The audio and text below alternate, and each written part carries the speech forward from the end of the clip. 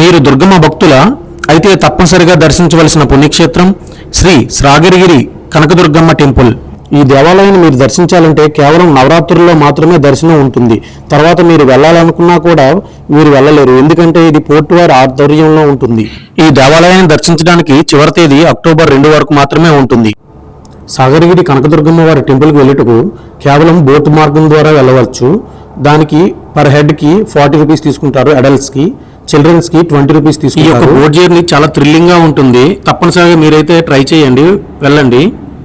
మీకు చిన్నపిల్లలు ఉంటే కనుక చాలా హ్యాపీగా ఫీల్ అవుతారు. మీరు బోట్ దిగిన తర్వాత అమ్మవారి టెంపుల్కి 3 km ట్రెక్కింగ్ చేయాల్సి ఉంటుంది. అలా కాదు, మీరు ఆటోలో వెళ్ళాలనుకుంటే 20 రూపీస్ స్టార్ట్ చేస్తారు.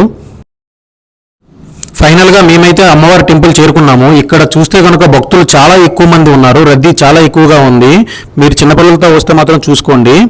ఇక్కడ ఫైనల్గా అమ్మవారిలో మనం పడిన కష్టం అంతా మర్చిపోతాము, అంత బాగున్నారు అమ్మవారు. అమ్మవారి దర్శనం అయిపోయిన తర్వాత అక్కడ శివలింగం కూడా ఉంటుంది.